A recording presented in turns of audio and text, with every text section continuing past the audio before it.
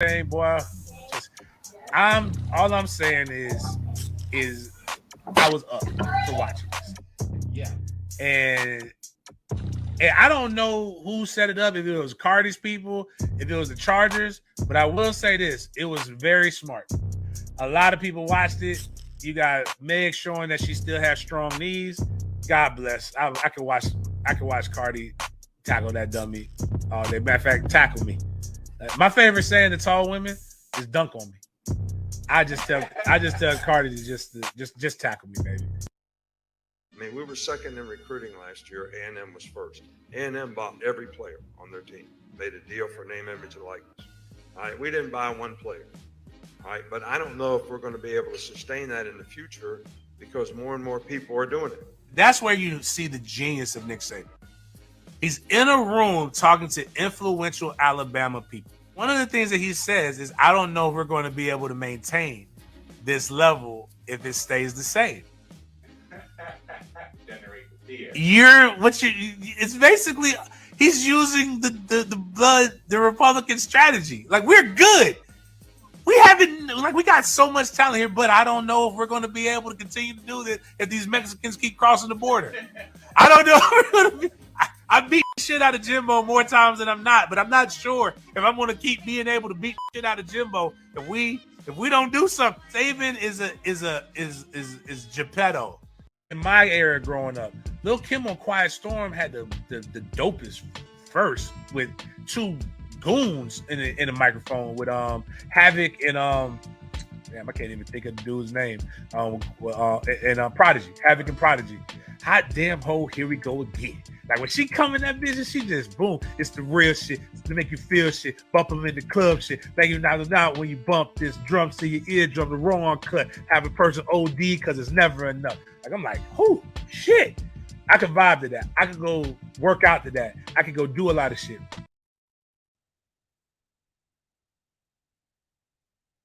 Mia O'Brien posted Travis Etienne's book.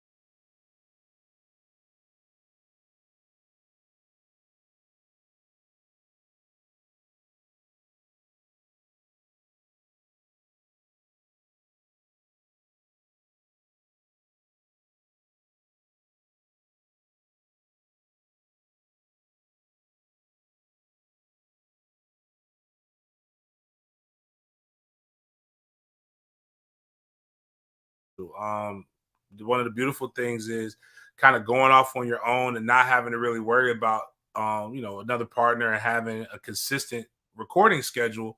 Well, pseudo consistent recording schedule.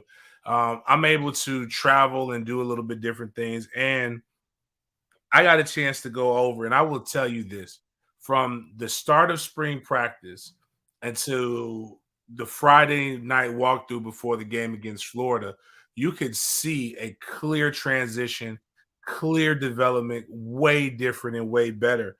And as I've joked all year, it wasn't just coming from me, it was coming from the person who I consider the realest motherfucker on the beat. And that's the franchise, Trey Coleman. When Trey says this looks different, when Trey was engaging with Coach Norvell, that's when I'm just like, yo, this season's going to be way, way, way, way different. Can you make sure to see the comments, just in case we got comments? But it's, again, just incredible just to see where they've come from in such a short amount of time. And let's just go back to the beginning of the Mike Norvell era because I'm going to be fully transparent. I don't really care if it's not about whether you like Mike Norvell or not. This isn't a popularity contest. This isn't church. This isn't politics. I don't really.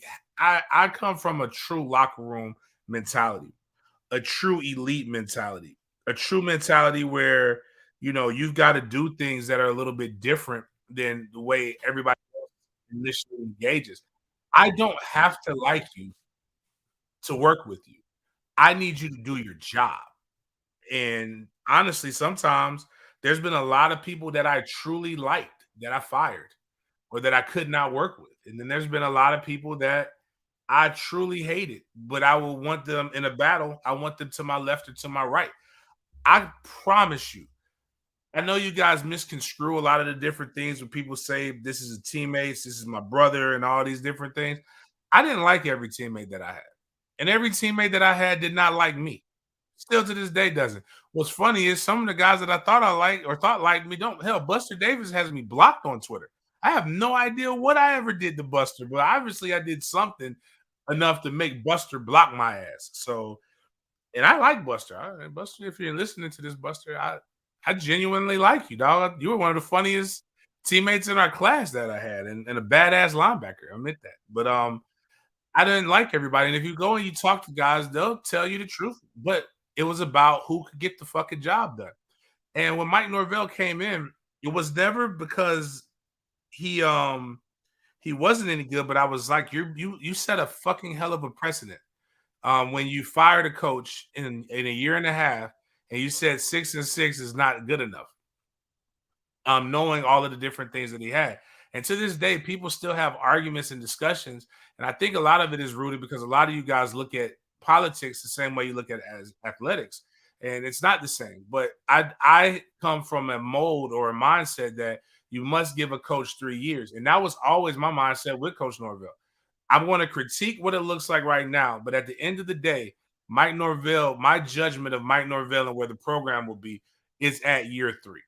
Now, the talent is exponentially better this season. And then there are some things that I took back into consideration as we've gone through with the Mike Norvell era. But I will also state this, and this is one of the coolest things about Mike Norvell. And I've seen this time and time again, and it's not just me. I had a conversation for an hour in depth with a teammate who wants to possibly come back into coaching and come back home about Mike Norvell. And we both shared one of the things that we love the most about Mike Norvell is that he's nowhere near as thin-skinned as some of you fans. Mike Norvell is a real motherfucker, and I like him. My son could play for Mike Norvell because Mike Norvell doesn't take things personally if it's rooted in fact. Also, Mike Norvell also understands what the fan base is like and what those who came before him did. They sacrificed their blood, they sacrificed their sweat, they sacrificed time away from their family to create a standard. And Mike understands what the standard is, and he's trying to raise and bring it back to the standard. So when Mike Norvell comes and does an interview with the Sports Den after they're 3-6, I'm like, yo, this dude is either crazy or like or like just really is something different about him. But Mike is the first one to admit that, hey, we didn't live up to the standard. We didn't live up to the expectations. He would tell you last season they failed. But the thing is, he's not going to cry about it. He's not going to sit there out there and got better. And the cool thing is what I've learned about Mike is Mike doesn't make the same mistakes twice. Um, they ripped him about with whatever the commission or whatever the fuck they had down there in Miami. And he realized he didn't have enough Florida guys to recruit. So he went and he brought in a bunch of guys that understood Florida. Then he realized, okay, well, we're lacking in this area. Boom, boom, boom. He went in and got some guys that could help bolster him. And he doesn't make, again, like I say, he doesn't make the same mistake twice, which I can appreciate. But then I also realized this, that Mike Norvell is still a relatively young coach. Mike Norvell had only been coaching 4 years before he took the job at Florida State. Mike Norvell is on his third year coaching at a major level. I always believe that most guys, this is not an on the job training type of job. This is a job that you literally need to have some kind of like Power Five JV experience. It's a fucking hell of a jump to go from Memphis to Florida State. And it's even bigger that Mike Norvell hasn't even been a coordinator for over a decade yet at a high level. I mean, he was a coordinator at Arizona State for, I believe, 2 years. Then he went to Memphis, and he was there. A good friend of mine, dope ass motherfucker, Kenny Dillingham, is taking the same trajectory. And it's gonna take a lot of learning and patience to be able to see these guys get to where they need to be able to get to. But at the same time, you must give critique, but you must give props and kudos. Mike Norvell has been able to master the transfer portal. And not just master it, but be able to go get guys that, I won't lie, you have to have any sane, logical person would have seen deficiencies or wonder why you're getting these guys. The transfer portal isn't just full with talent. It's full, it's like JUCO, the land of misfit toys. Places where guys went because they couldn't cut it where they were at originally. And that's the truth. Johnny Wilson had like 250 yards receiving in his career up to, in like 3 years before, excuse me, yeah, 3 years with one with a red shirt up until that point. Trey Benson, I don't think had over 100 yards rushing, and he had a messed up knee. Michael Pittman didn't have anything going on at Oregon. Jazz Turntime was a rotational tackle at South Carolina. When Dylan Gibbons first came in, Dylan Gibbons lost his starting job to somebody. When I'm trying to look, going through Lyles, excuse me, who ended up coming from Wisconsin, lost his job to somebody. Tatum Bethune was coming from UCF. That was probably the one of the guys that we all said was a better pickup than most others. Um, Greedy Vance, undersized corner from Louisville.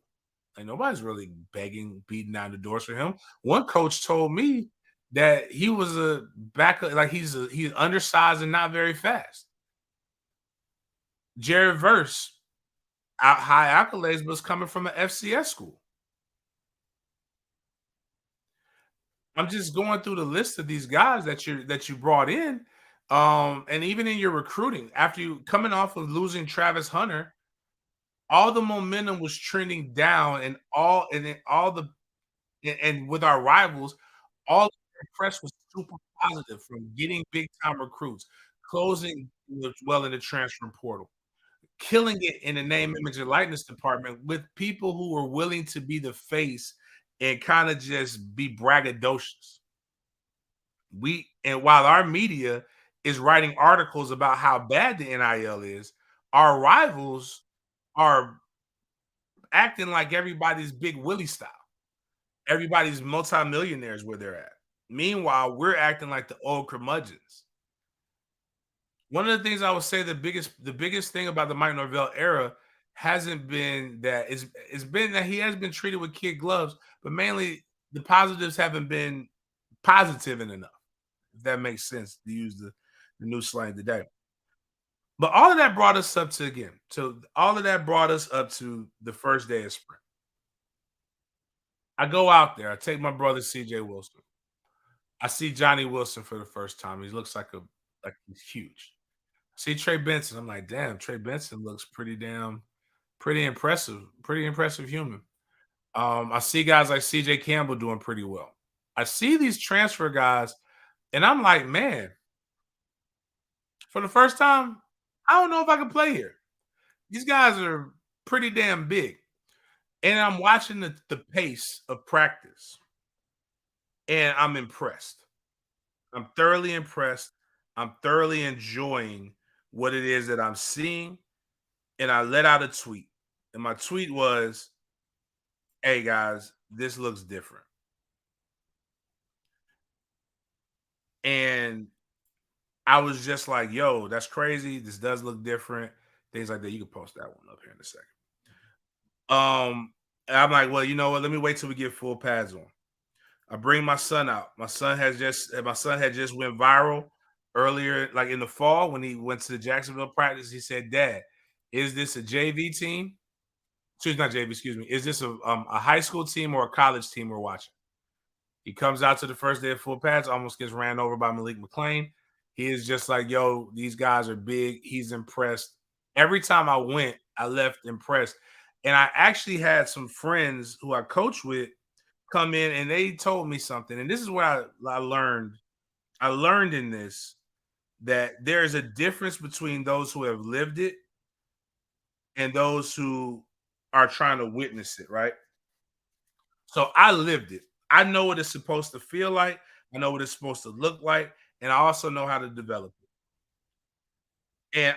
And the guy told me, James, and they try to, they try to pick on me a little bit more because it means more. It's my alma mater. But I tell them that I troll with substance, with tangible things, measurable things. They said, James, you guys won't win 6 games, and Mike Norvell will be fired this year. And anybody who knows me, I don't bet comfortably. $50 bets do absolutely nothing for me. $200 bets do absolutely nothing for me. I want to see you squirm when you lose because I also know what I have in my pocket and I can afford it, or I can afford not to have it. So I told him, I bet you won't bet your coaching stipend that Florida State. I said, I told him, I bet you your coaching stipend that Florida State wins more than 6 games. And they told me to list it out. And I actually did list it out. I said, matter of fact, Florida State's going to win 9 games. In the whole season, I said Florida State will win 8 to 10 games. And I've been right. And what I try to tell people is you cannot be stuck in one way. A lot of y'all actually thought I hated Mike Norvell without realizing me and Mike Norvell have a really good relationship. I just hate losing. But when I see something, I'm going to tell the truth.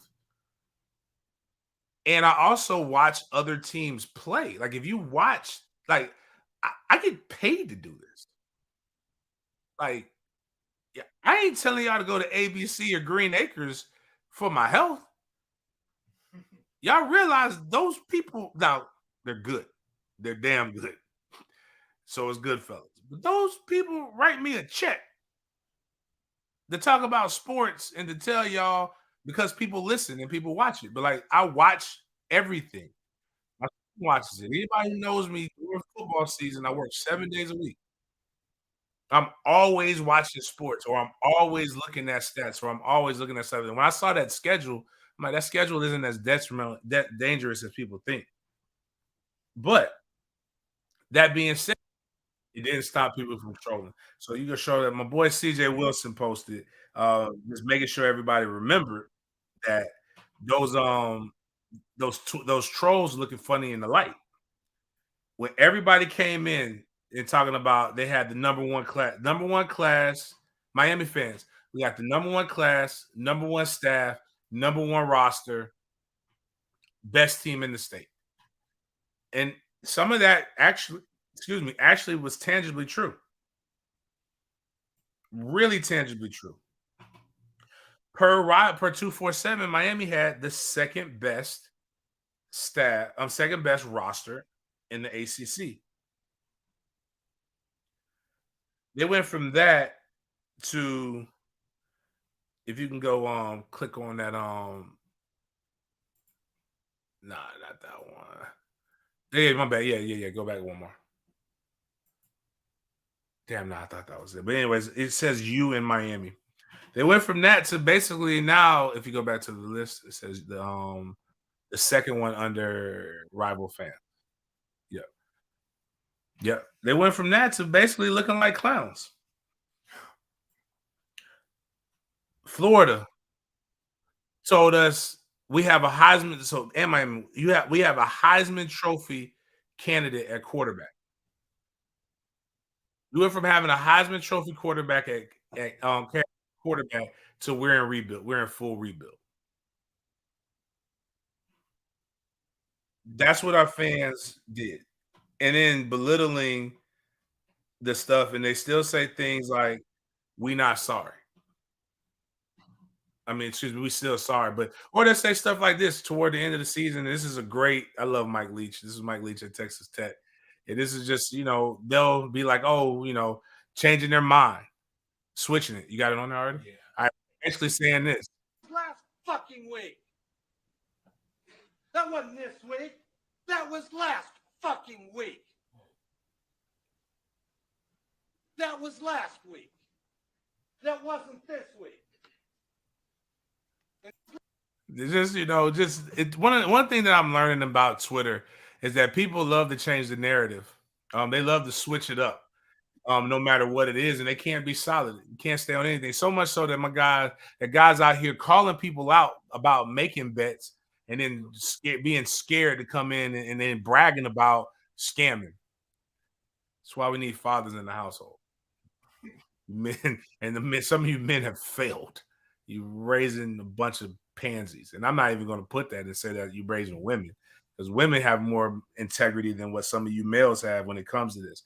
But if you go and you look at we still not like what I put on the thing, basically the face that I make when they say we still sorry is similar to, I guess, this game. I haven't played this game before, but this is one of my favorite like little memes going on right now. But basically when people say, Florida State, y'all still sorry, I just make that face right there. Just gotta look at them. You just gotta look at them like they ESC or Spectrum kids. But the only thing, but just getting into it. So starting the season off, beating Duquesne, setting records, telling people like, okay, man, that is. I still don't think people quite understand how difficult it is to have that many people rush for over 100 yards. Like, it is real tough. No matter who the opponent is. Like, that's like you'll trip over your own feet sometimes. And really, Rodney Hill was a few breakaways away from getting there from you having 4 running backs rush over 100 yards. That's also when we started to see like, okay, that was straight up dominance. Florida State hadn't dominated an opponent like that. So going to LSU, where people belittle the win to LSU. Had we lost, people would have been talking about, see, this is why you guys aren't ready. The SEC means more, or whatever other bullshit that you guys want to pull out your ass. But they say things like you barely beat LSU. But they negate the fact that Florida State completely dominated that game until the last 5 minutes. And to be honest with you, and this is why I always talk about Mike Norvell being in year 3 of his coaching, a more mature Mike Norvell probably just goes and tries to run it straight ahead in the end zone. It doesn't have the pitch where they fumble the ball. Now you're up 31-14, and you're not, as opposed to now just being up 24-17 and going in. But special teams, Florida State dominated that game up until the last 5 minutes, and Jaden Daniels played tremendous the rest of the year. It just showed you, and both teams were healthy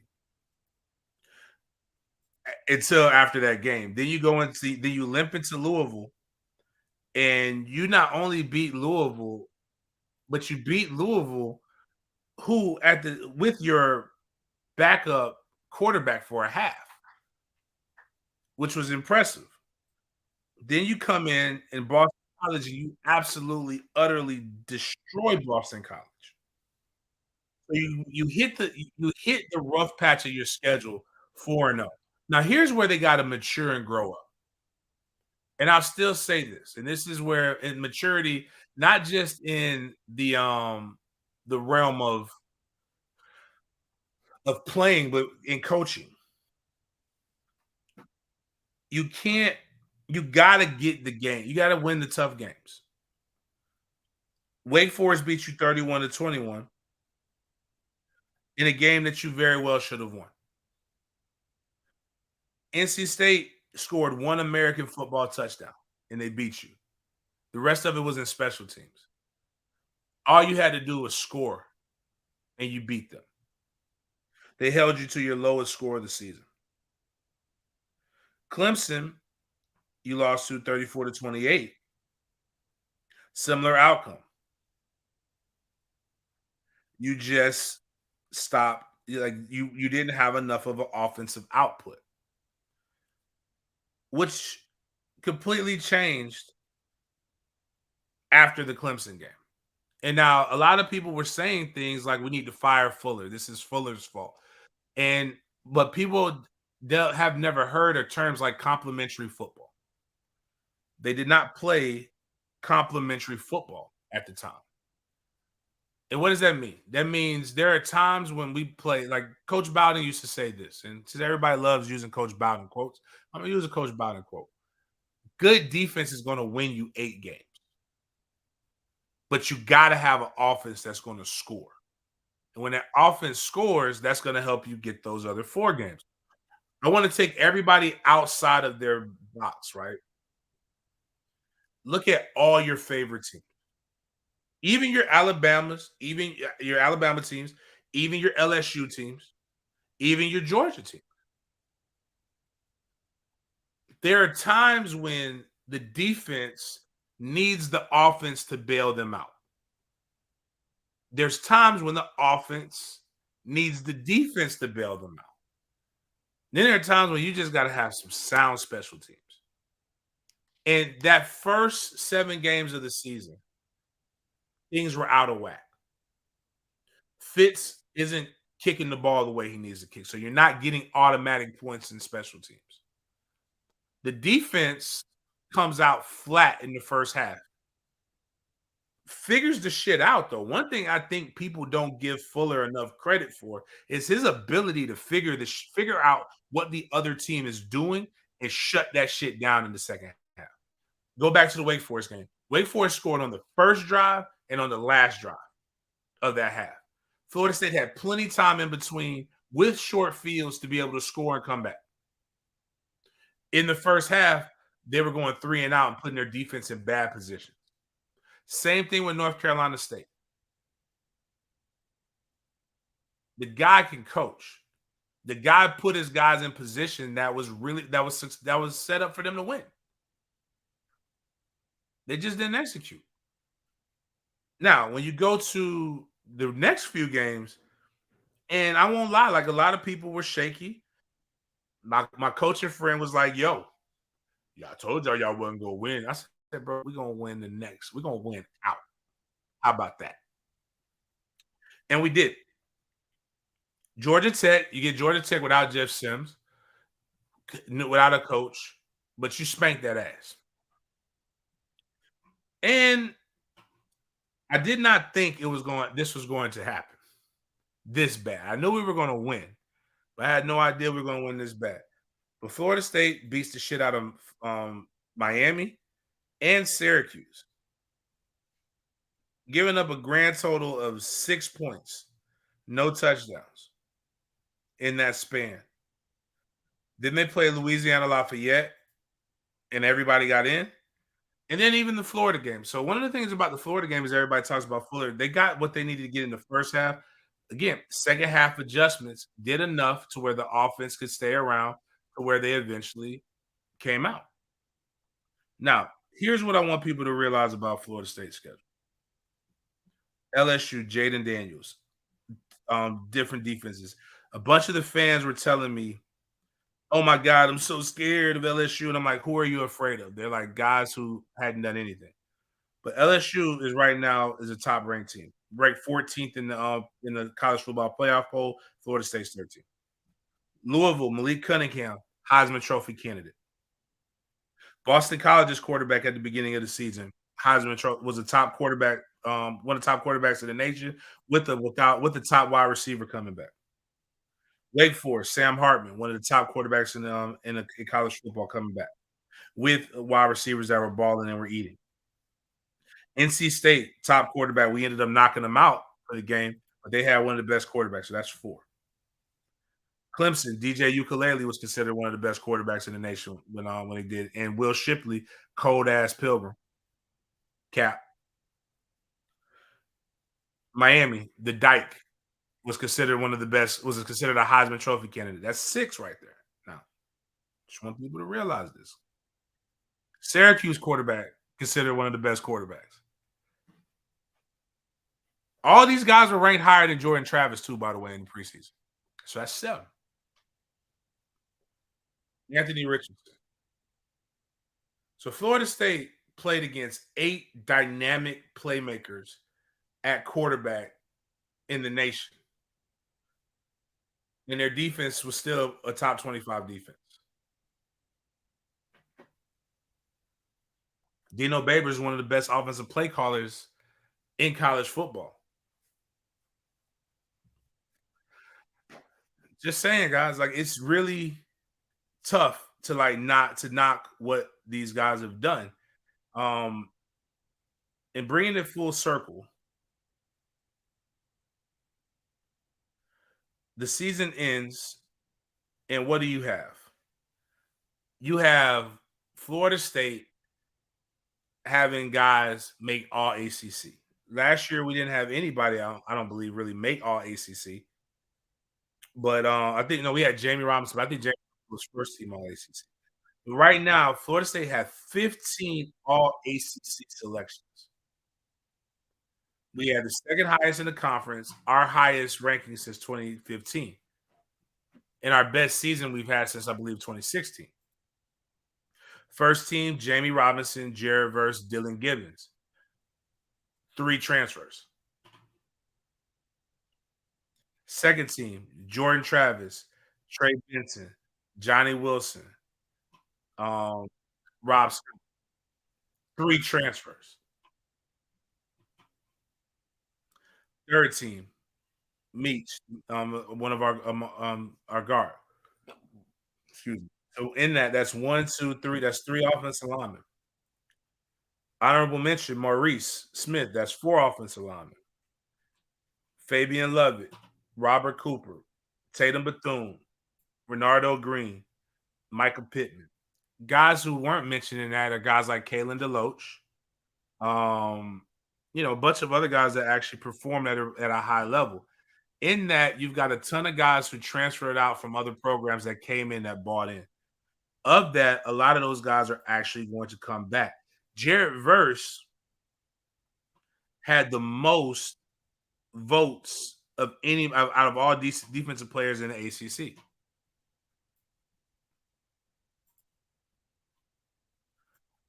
So when you look at where you've come from to where you're at right now, you goddamn right we should have stormed the fucking field. Hell, you can actually play that. I see these boys and how they balling, and this is going to be me to them in the offseason right here. They motivate me to want to get after it and do a little bit more work. Like I see them boys grinding, I see them boys going, and this is what it makes me big game be like. Always stopping my brothers. Wow! All right. That gives me motivation. That's right. That gives me motivation. Right. I know y'all out here. I must be out here. Right. That's y'all right. Have a big, beautiful, blessed day. All right, brother. That's the brother. The brotherhood. That got me looking at all kinds of equipment, putting up all kinds of content. I tell people that I told these guys all the time, like, just win, baby. You have no idea how much the fan base just wants you to be successful. This fan base will talk so much shit about you. But when you give them a winner, they're going to love you. They're going to love your dirty draws. The worst thing that you could ever be is a Seminole that nobody knows. And you don't want to be the Seminole that's out here saying things like, man, I wish I played for Mike Norvell and not Willie Taggart, and then I would be doing woo, woo, woo. Nah, motherfucker, you wouldn't. You'd still be the sorry motherfucker that you are now and probably get kicked off the team. But, like, it's cool because these are the guys that my son's going to get to watch and going to want to be like them. But again, think about how, like, it just it's the people that you guys choose to listen to. If you listen to and subscribe to Den Media Group or Sporadics or a lot of these other cats that's been telling y'all, that's literally there. See, when I'm talking to you guys, I'm not talking to you from a baseball field, 230, 300 yards away from practice. I'm talking to you as a guy who can literally who sips the Powerade. Like I have the privilege of telling the trainers the Powerade is ass or it's good. I actually, if y'all paid attention, when I'm on the sideline, the first thing I do every game is I walk right over there to that Powerade and I sip it. And I can tell you if it's going to be victory on Saturday or not. Because if the Powerade is stepped on, nobody's serious. Nobody's focused. Matter of fact, one time in Jacksonville practice, I actually went over there to the trainer. I said, "Hey, who made this shit?" And the trainer was like, "Huh? You keep doing that shit. You keep making that fucking Powerade. You keep whatever that recipe is. That's it. That's a home run." While other people are on the sidelines, I'm eating the pickles. They got the best snacks, by the way.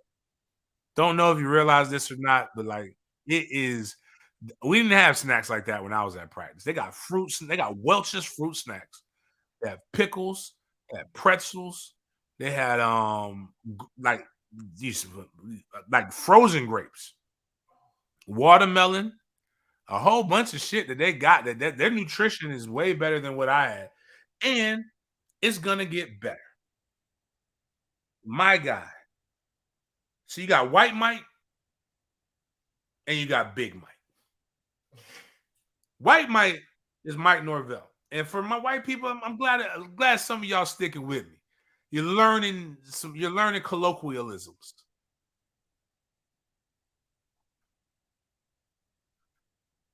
And what I'm saying is this. We when I call you a descriptor, that means I gotta differentiate you. That's about the highest privilege you can get in the hood. Is being called like you can be there's Mike. Mike is black typically. There's Mike. There's a Hispanic Mike. There's a Hispanic. But White Mike. White Mike, cool as shit. Come on over here, White Mike. Miguel Blanco, if you will, my Spanish friend. But then there's Big Mike. And Big Mike is Mike Alford. Mike Alford did a presentation the other day to let the world know FSU's confetti is heavy and our nuts are big. Mike Norvell, not Mike Norvell, excuse me, Mike Alford went in front of the board of trustees because he's setting up things to show what we can do. In a world of conference realignment and all these other different things, Mike Alford is showing people how fiscally strong and viable the product is at Florida State. According to the numbers that Mike Alford shared, if conference distributions were removed, basically your TV contracts, your postseason payouts, different things like that. If you got rid of those things, Florida State would rank third in the SEC and I believe third in the Big Ten. Setting up for when we make that move out of the ACC, that we are one of the most viable, tangible, badass products in all of NCAA.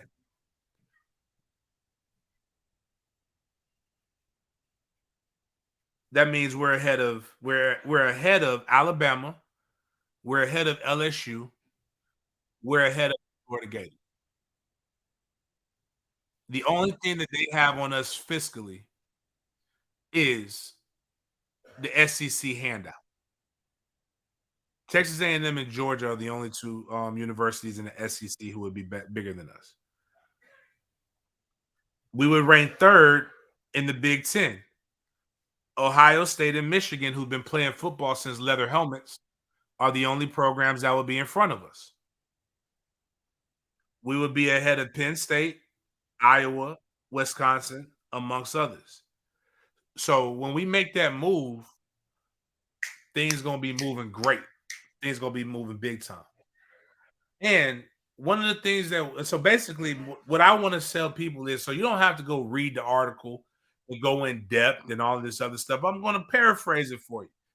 And what Mike Alford should have just went in, and I hope he actually had the song playing when he walked in to the board of trustees. Because I'm not gonna lie to you, I just hung out with a brigadier general today. You can talk to these white people normal, man.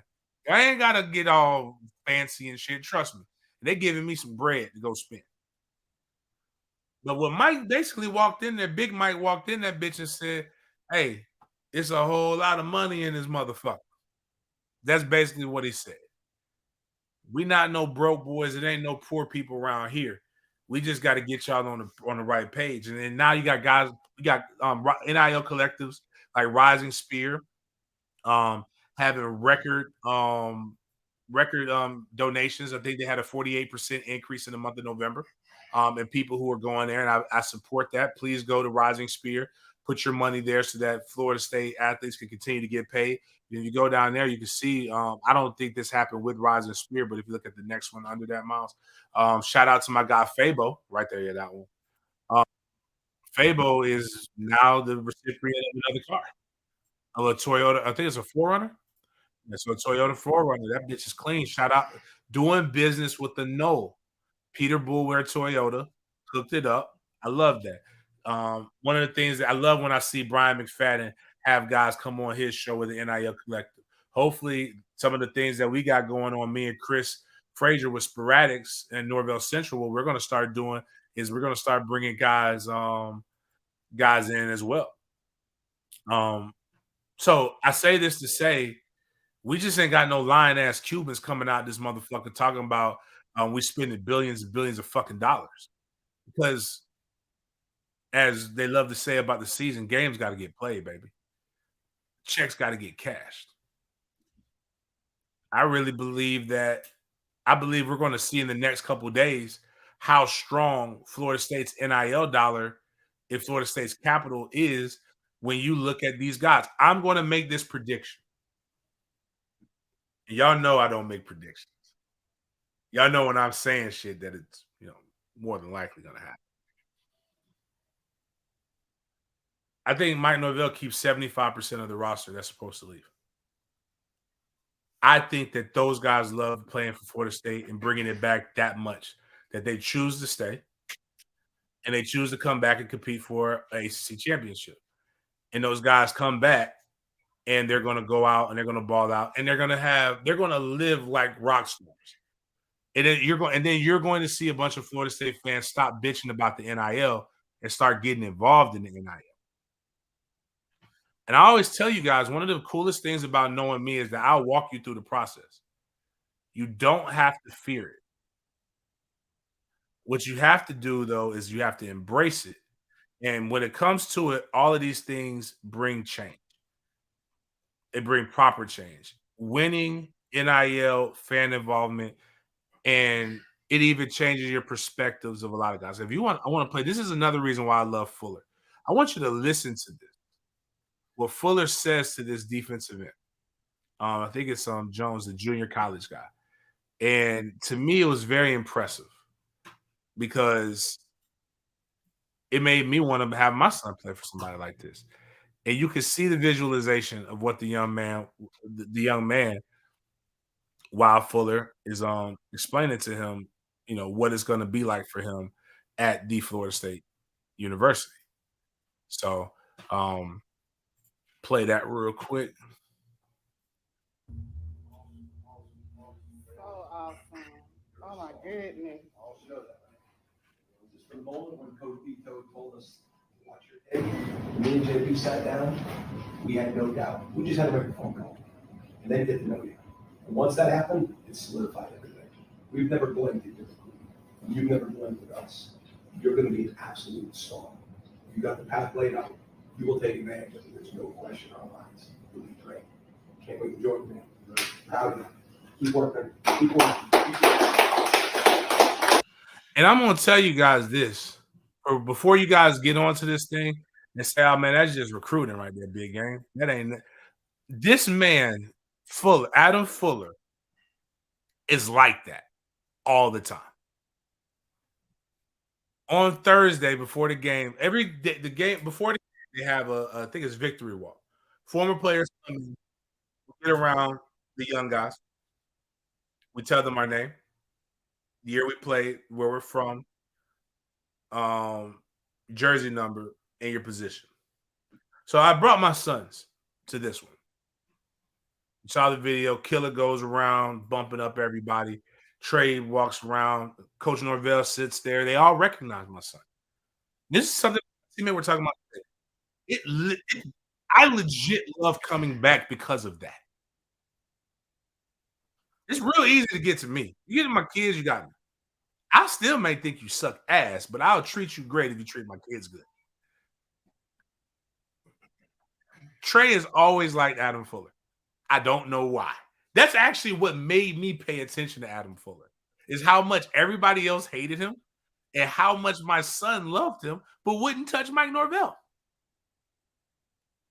Adam Fuller asked me again when we played Louisiana Lafayette. He was like, "Hey man, how's Trey's Pop Warner season going? Like, is it getting better every week?" I said, "Well, that's all that matters, man. You know, I want to speak. Tell him I asked." Coach Fuller told me to tell my 9-year-old that he asked about his fucking Pop Warner season. And then when my 9-year-old went over there and shook his hand and said, "Hey, Coach Fuller, what's going on?" Coach Fuller literally sat there and talked for 30 minutes with my son about football and what he needs to do and how to play outside linebacker. So when I know what he did on that Thursday, and then I see him do that. That's just him being who he is. And you know what ends up happening when you have a proof of concept on the field? That's how you become an ace recruiter. All you got to do is say, "Hey man, look at look here. Jermaine Johnson making money in the NFL on Sundays. Jared Verse, one of the premier pass rushers in NCAA. Derek McClendon is getting better. Hope you saw Patrick Payton getting better. You come here, you're gonna jump in, be like these guys, and then I'm gonna just be me."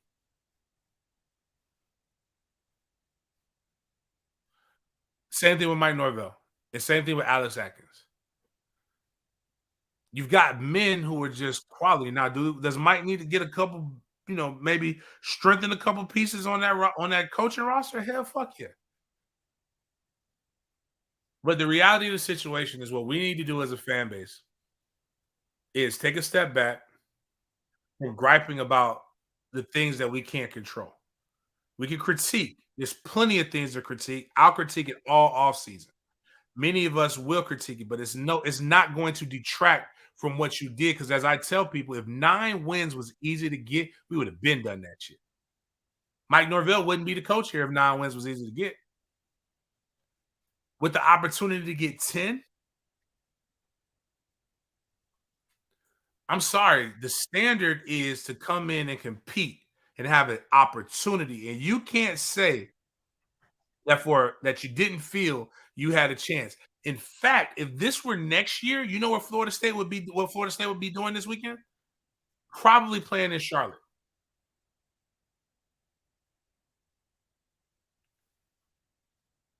Because we're getting rid of divisions.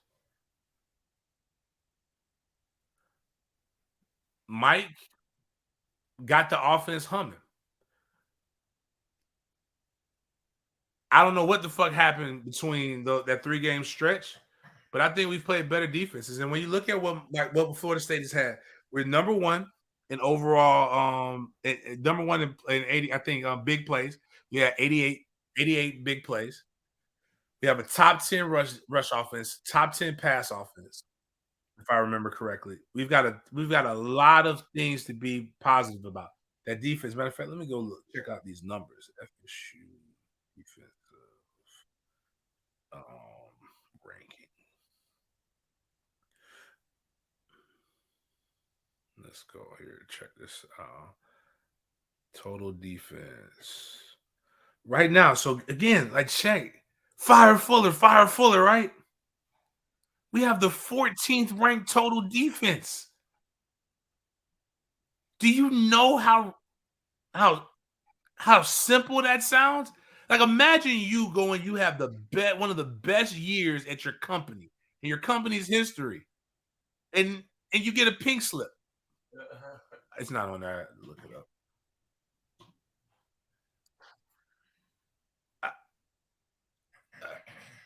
I don't like know what you people want. They've given up 3,000. They give up an average of 4.73 yards per play.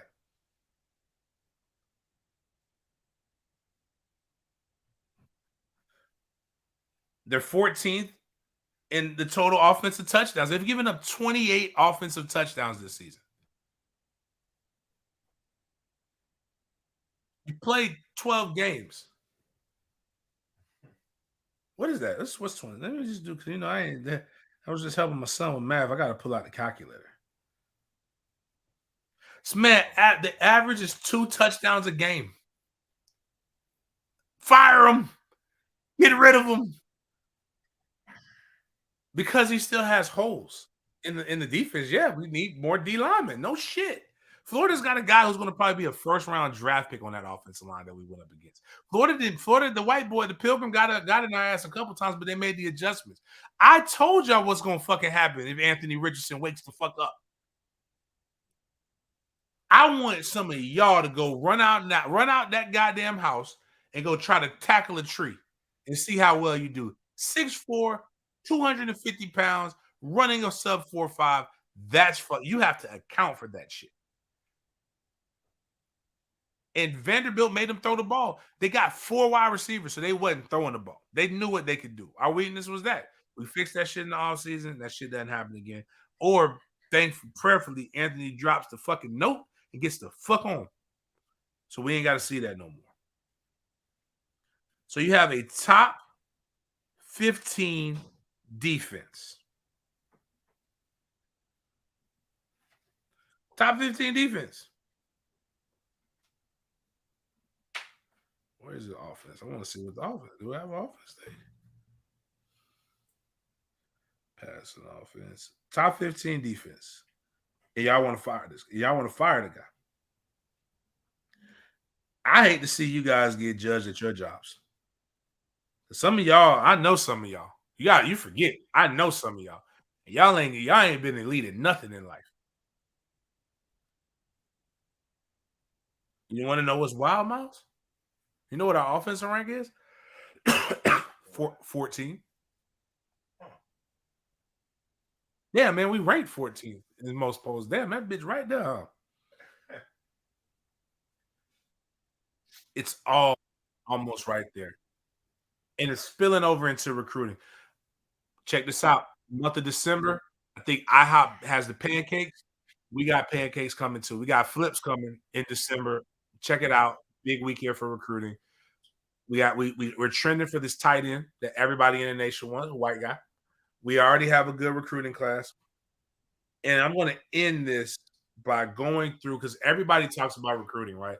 But what Florida State needs is playmakers. You can actually go to 247 team rankings for recruiting. And right now we're a little bit lower than I like to be. Not a little bit. We're a lot bit lower. We're ranked 17th. 1 5-star, 8 4-stars, 7 3-stars. We have 16 commits. We're probably going to take 20. So there's room for 4 more. But let's go through the guys who we do have that are committed. Keem Williams. Keem is going to play. He's going to come into a loaded wide receiver room. He's going to give you quality reps. The guys we have right now are going to come in. Falk, you keep him, which I think we will. I think it's going to be a battle toward the end, though, because of what Auburn has. They got coming in. But he's a guy that's 6'5", 240, going to definitely be able to get into no, that's an older rank. Actually, scroll up, Miles. Let's scroll down. No, go back to the top of the page. Click 2003.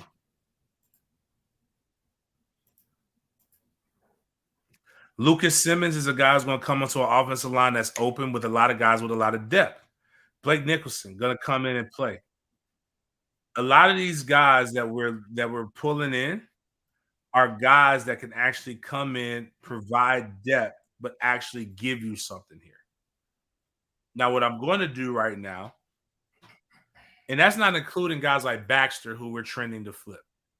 That's not including guys like there's quite a few other quite a few other, excuse me, guys that we're looking like we're really trending for, and that's not including the 2024 class, the 2025 class, which is just straight up badass. But everybody's like, look at our rivals. Let's look at Miami, right? I ain't even gonna hold you. Kamani McLean and the Samoan kid, sign me up for them all day. Jaden Wayne, all right. Malik Bryant, maybe. Riley Williams might be gone. You want a 5'8" wide receiver? I didn't think so. I don't know who this guy is, but I'm looking at a lot of these other people that they have. And I have absolutely no need or want for them. And they may develop, but that's just the truth. Florida's recruiting class is going to be dope.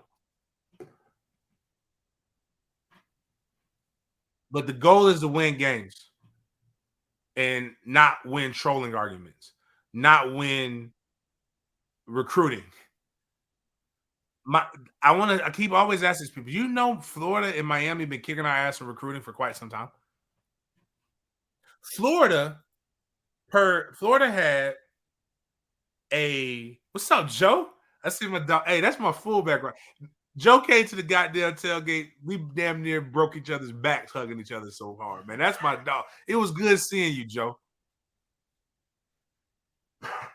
Florida had a 53% blue chip ratio. That's your 4 and 5 star recruits. Florida State had a 31% blue chip ratio. You know what that tells me? Florida's roster with the attrition was still better than Florida State's roster.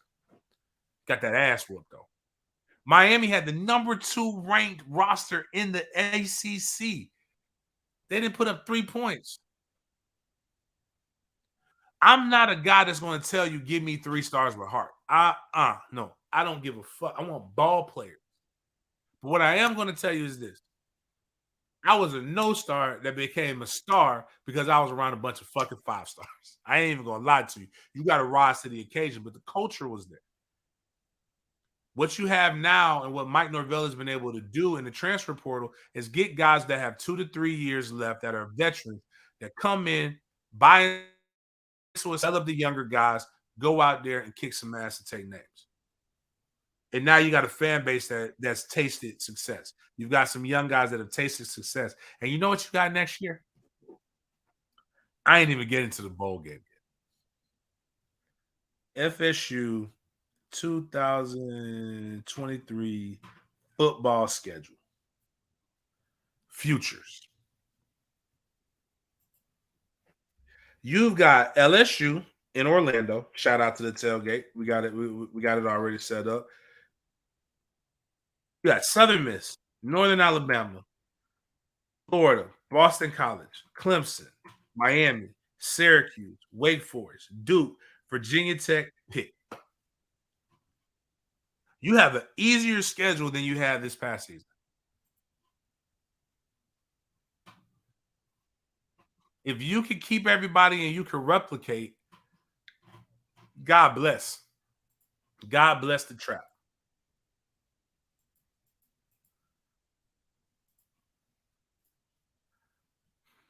There's no reason to not believe that the future is bright for Florida State.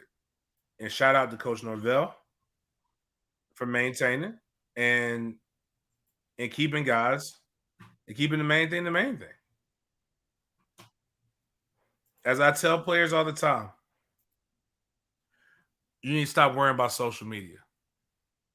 The more you worry about social media, the more you worry about what the fans are saying, the quicker you're going to find yourself becoming a fan.